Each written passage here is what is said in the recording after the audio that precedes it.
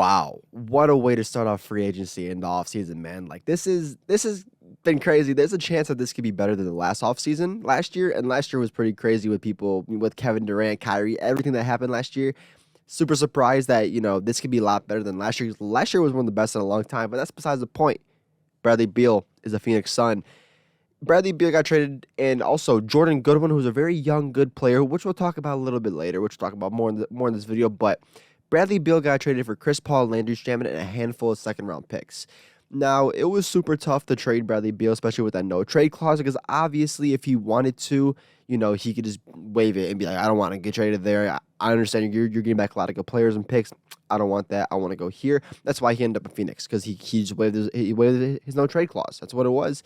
And also my thought was Bradley Beal, they might have traded him to Miami, but he saw the package and heard about it and was like, nah, like I'm gonna waive it. Like I want to play with maybe Tyler Hero. I want to play with these players. So who knows what really happened behind the scenes? All I know is Bradley Beal is a Phoenix Sun, and I want to talk about that a little bit more. So, like I said, it's Bradley Beal and Jordan Goodwin. Jordan Goodwin is a very young player who didn't get, I don't think, much run last year. He might have got some, but young player with a lot of upside and a lot of promise. That's why him being thrown into the deal as well for Phoenix is huge, because Phoenix doesn't have much of a future anymore. It's win now. Win now. That's why they got Bradley Beal. That's why they got rid of all their picks, why they even got Kevin Durant. So it's win now for the Phoenix Suns, obviously, and that's where it's kind of like iffy at this point, because if you want to win now, on paper this roster is amazing. You probably put this roster into 2K simulation, it probably wins multiple chips. It's probably how it is.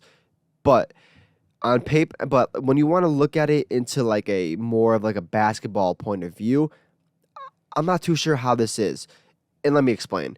Bradley Beal is also a great mid-range scorer. Yes, he can shoot the three ball, but I don't think he's particularly good for his career. I want to say around 38%, I think, for his career from the three-point line. It's not bad, but it's also not great. So he can't really stretch the floor. Yes, he can shoot it. He shot great from the three-point line a few years ago or last year, whatever it was.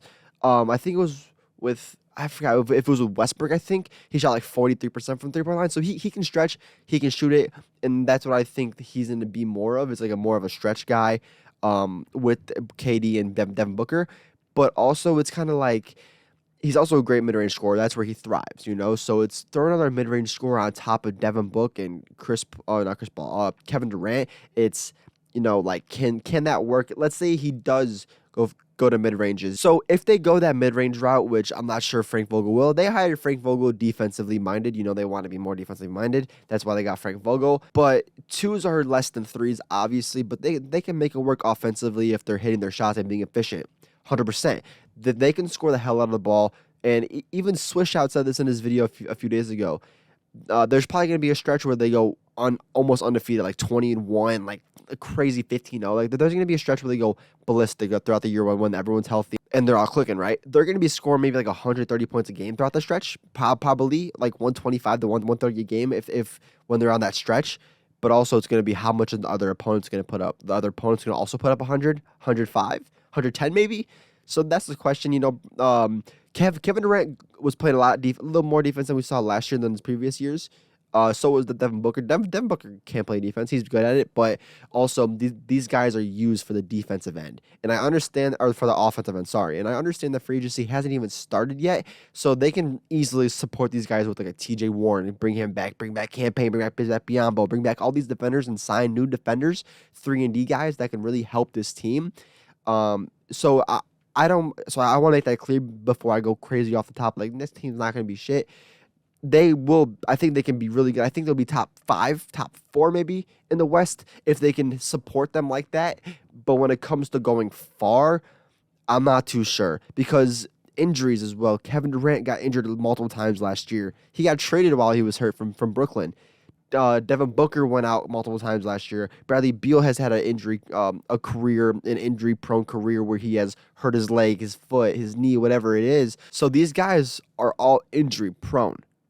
So it's going to be, I'm kind of excited to be like, let's see what happens here. I also heard that Westbrook might be rumored there. I saw the report this morning about them trying to get Kyrie, and Kyrie could have also went along with Beal if the Dallas Mavericks like that trade.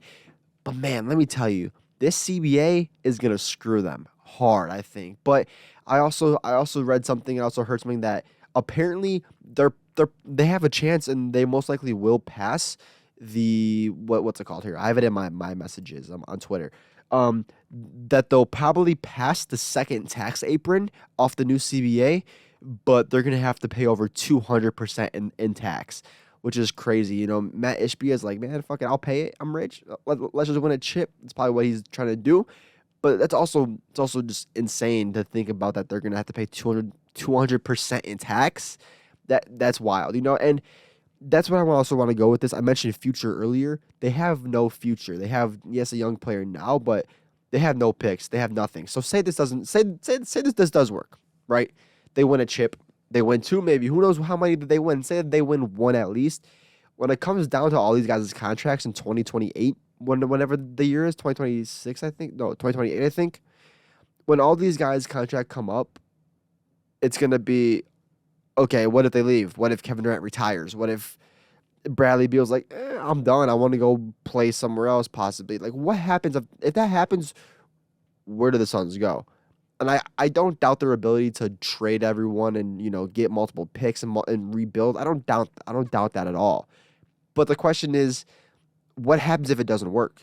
That was the case if it works. What if it doesn't work and now you're stuck paying so much money, all this to not win a championship? We've seen how hard it is to win a championship in the past few years. We all got like very, very, I don't know what the word is, but we all got very used to the Warriors winning, LeBron going, all these things that we forgot how hard it was to really win a championship in the NBA and even make it to the finals, right?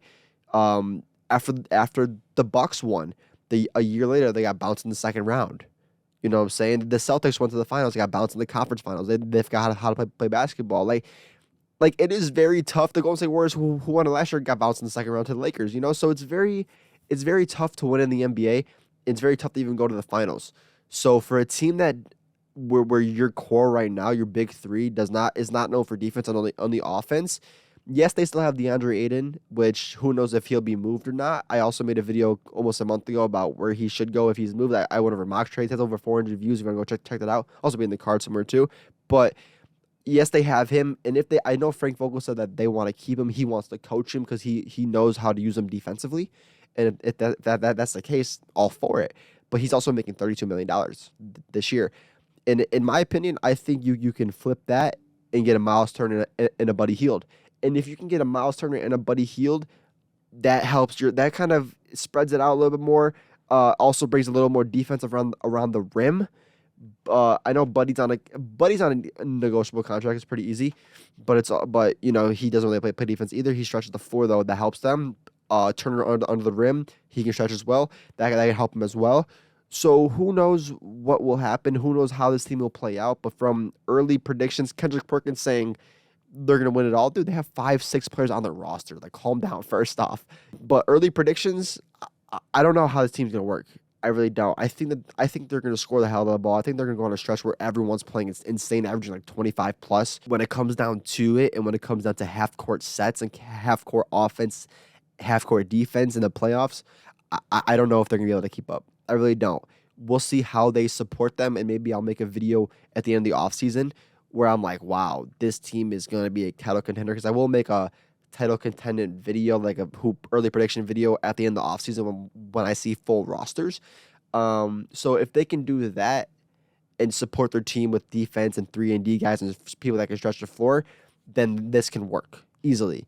But as of right now, super teams don't work. We've seen that. Denver Nuggets are not a super team. They have one superstar and one all-star, and they just won the chip, The Warriors last year, when they won it, I wouldn't consider that team a super team. They had good people that were there for a long time that knew how to run that culture, had young players as well that helped, and they won it. They had a good team around them, good role team. It was Steph, Clay, and could stretch. Everyone knew their role. That's just how you have to do it. These super teams don't work. We've seen it in Brooklyn. Brooklyn never won. I'll admit, Brooklyn was an ankle and a hamstring injury away from a championship. They were. If Brooklyn goes that year, they beat who came out of the West that year? The Suns. I think they beat the Suns easily. Like, there's no doubt about it. They're the best team that year, and even if Kevin Durant's foot's not on the line, I think that they won it all as well. Yeah, guys, I'm not too sure how to feel about this. On paper, it's cool. I like the trades because it's like, oh, something big happened. He went to this is a new super team. I like that, but everywhere else, I don't really know. Washington in this situation, they got that Chris Paul, which they're probably going to flip him to the Clippers, which I seen this morning actually. They said, yeah, they're probably going to trade him to the Clippers. The Clippers are now Wizards are working on a deal to send Chris Paul back to LA, which if that happens, I'll make a video about it separately. Also, Kyle Kuzma declined his player option 6 minutes ago.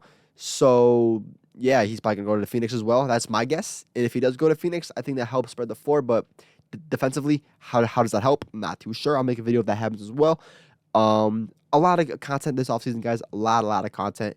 I think that the Wizards are dumb and smart. So I think that they're dumb for not getting rid of Bradley Beal last year when they could have signed and traded him and not give him the no-trade clause.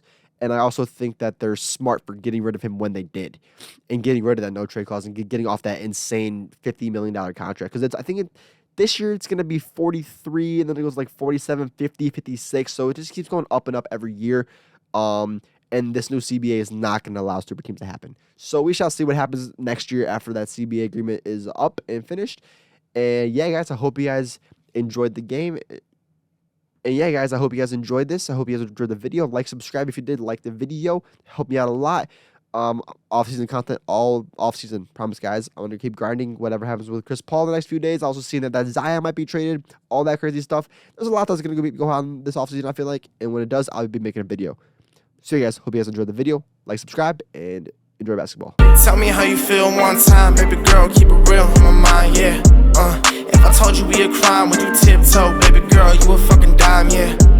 Never cross that line, but we in Reno, go to Cali, then we on set lines, yeah. And you know we